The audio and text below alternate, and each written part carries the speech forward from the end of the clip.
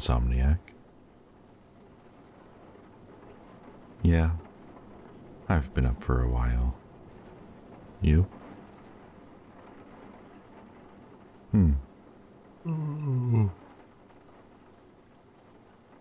building a house out of cereal boxes. I don't know.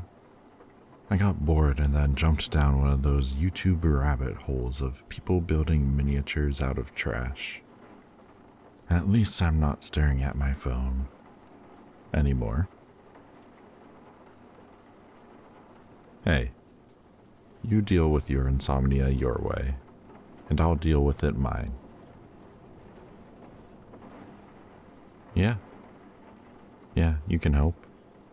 Here, don't sit on anything. I've got it kinda spread all over the floor.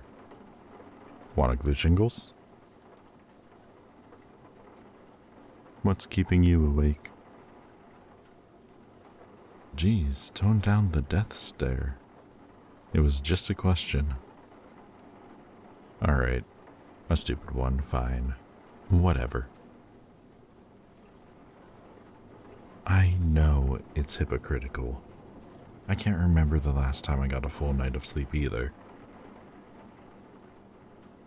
This time, brain won't shut off. I keep thinking about everything. And then if I do somehow start to drift off anyway, it's like my mind catches me and jolts me awake. No, don't turn on another light. There's still a tiny little chance we'll be able to get back to sleep before sunrise. This is enough. Look at all those houses down the street, lined up with dark windows. I bet everyone inside them's asleep and dreaming of something nice. Bet they take sleep for granted. Don't know how lucky they are. Yeah, I'm sorry you're awake too, but it's nice to have company. Uh-huh. Even grumpy company. Well, imagine how annoying this would be if we lived with a morning person. They'd be all perky at 6 a.m. while we're just starting to wrestle ourselves into REM as the sun comes up. Plus, a morning person definitely wouldn't be sitting on the floor right now helping me build a rooftop out of cardboard scraps. I'd be left to work on this, masterpiece all alone. Yeah, it's garbage. Literally. This piece was supposed to be the porch, but it kinda collapsed. Now it looks like, I don't know, something with elbows? Doesn't help that it's almost 4 a.m. and my eyesight's getting blurry. God, I'm tired. So go to sleep. Yeah, why didn't I think of that? No, we can't go rob a bank. Well, yeah, that sounds good. It actually worked last time. A little. To the kitchen then.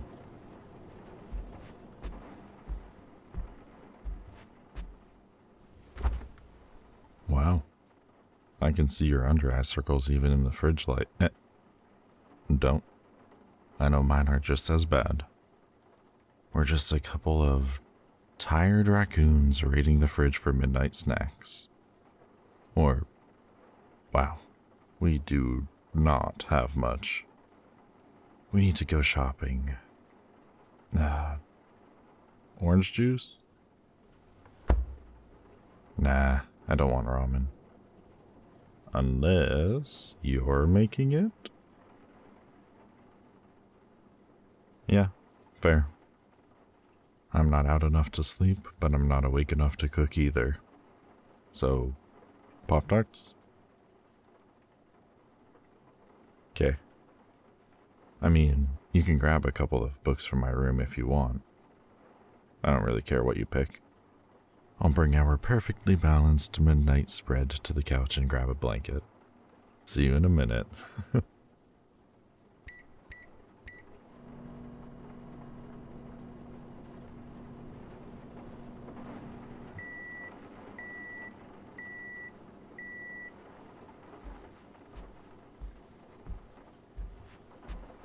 What did you pick?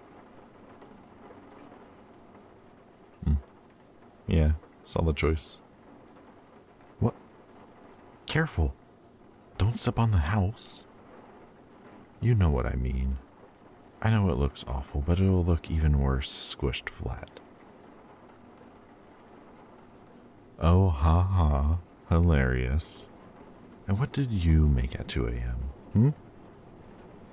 That's what I thought. Safer? It probably would be. I guess I can put it on the table now. The glue's mostly dry anyway. That depends. Do you want to read first, or should I? If you're reading, I might keep working on it a little. No, I don't mind. Go on. Get under the blanket. I'll move the lamp so I can see the pages better. Comfy? Yeah, you can put your head on my shoulder. All good? This is a weird ritual we've got, but I don't hate it. Midnight snacks and reading aloud to each other until we're ready to try going to sleep again. Even if it doesn't always work, it's better than tossing and turning in bed all night like before. Okay. Let's pick up where we left off last week with the Snow Queen. Let's see. We left it at the shard of the mirror breaking off and entering Kay's eye, I believe. So we'll pick up here. The effect was immediate. Kay's kindness dried up as harshly as drought dries lakes. He became cruel to Gerda. He mocked all she said and said they had never been friends. He stamped on the garden and told her the roses were ugly. Then he erupted in petty ire, stomped off to his home, and refused to come out for many weeks. Soon the winter stole in and draped great sheets of snow across the garden, and the roses shriveled and went to sleep for the season of shivery white. To Kay, peering broodingly from his window, all that ice and frost was lifeless, and his heart scorned it all. One day, weeks later, the speech of his parents did not please him, for by now those shards of mirror had burned themselves so deeply that he saw everything as against him. He stomped outdoors and crouched furiously beneath a bush as the icy wind gusted around him. Then a smooth, gliding sound moved the snow on the nearby path. A high white sleigh appeared. Its driver was a woman, stiff and thin with pale-knuckled fingers from which gleamed diamonds the exact size and shape of icicles. Her hair was white, her lips were blue, and her gaze sent a shiver through Kay. She stopped the sleigh and held out her hand to him. Kay did not know what compelled him. He let her pull him to the sleigh and into the seat that was beside her. She considered him silently. The snowy landscape was utterly muffled by a sense of nothing. Nothing breathed, not Kay, and especially not the Queen, for he now saw that this was what she was. She wore a crown, thin as dewdrops on webbing, frosted over, nestled in the gleam of her hair.